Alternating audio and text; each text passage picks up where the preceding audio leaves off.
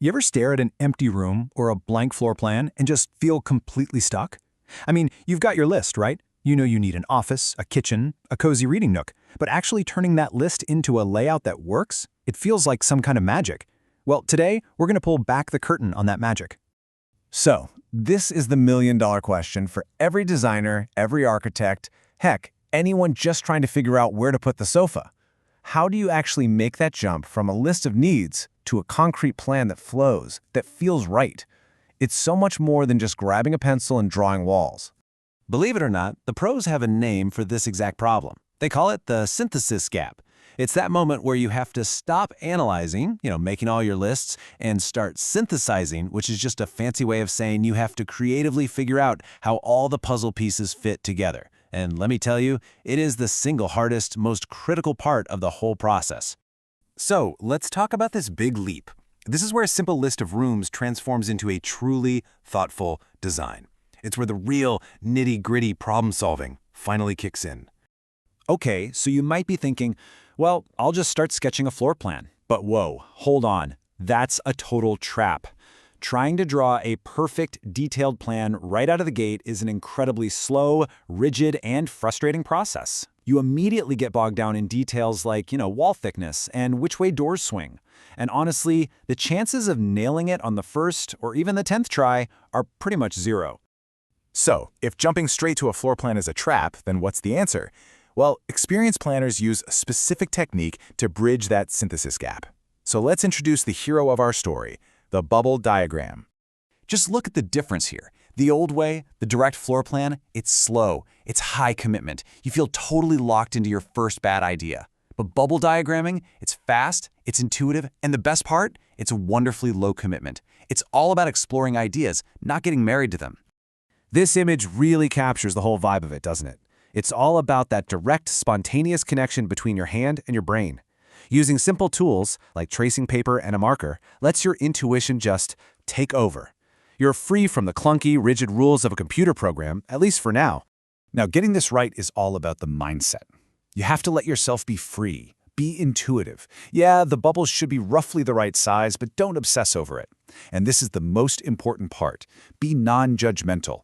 Don't you dare criticize your own ideas while you're drawing. The goal here is quantity over quality. Get every single possibility out of your head and onto that paper. All right, you ready to try it? It's simpler than you think. Here is your quick and dirty guide to bubble diagramming. First, grab your tools. Super simple. Tape down your floor plan, roll some tracing paper over top. Then, just start drawing. Each diagram should only take a couple of minutes. Seriously, don't overthink it. Use the things that can't move, like the front door or the plumbing, as your starting points. From there, just explore every crazy idea you can think of.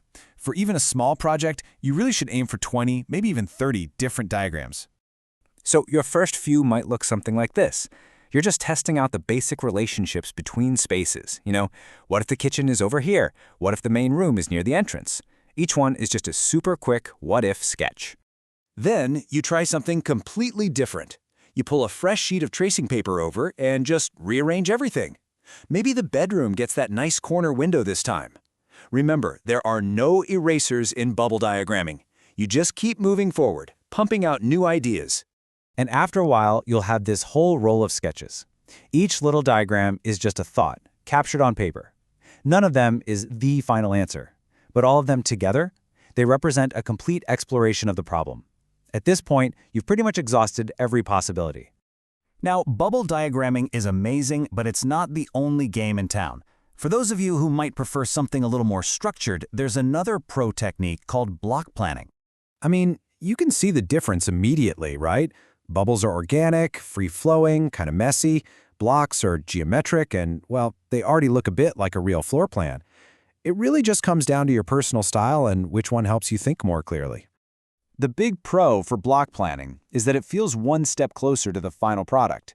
But that's also its main drawback. It can lack that spontaneous creativity of bubbles, and you might accidentally ignore some really cool non-rectangular solutions. It is, however, perfect if you're working in CAD software. So, you've explored all the possibilities. You've made a beautiful, creative mess. What's next? It's time to refine your best ideas. This is where you switch from your creative brain to your critical brain. So what you're going to do is unroll all of your sketches, pin them up, take a step back, and just look at them with a fresh pair of eyes. Your job now is to find the 2 or 3 diagrams that have the most potential. Which ones just feel right? Which ones solve the biggest problems in the most elegant way? Those are the ones you're going to take to the next level. And this slide shows that evolution perfectly.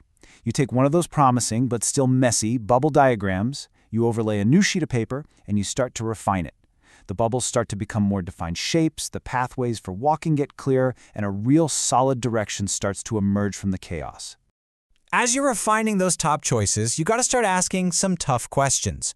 Go back to that original wish list. Okay, does this plan put the rooms that need to be next to each other together? Can people actually move through the space without bumping into things? Have you thought about privacy, both visual and acoustic? And are the rooms roughly the right size? This is where your analytical side comes back in to support all that creative work you just did. Ultimately, as the author Mark Carlin puts it, the whole point of this process is to get you right here. No, you don't have a finished floor plan yet, but you have something so much more valuable, a rough, abstract plan that you know is built on a solid foundation precisely because you've already explored all the other options. What this all boils down to is pretty simple.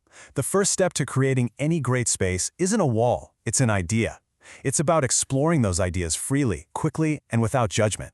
So the next time you're facing a blank plan, the only question is, what are you going to bubble up first?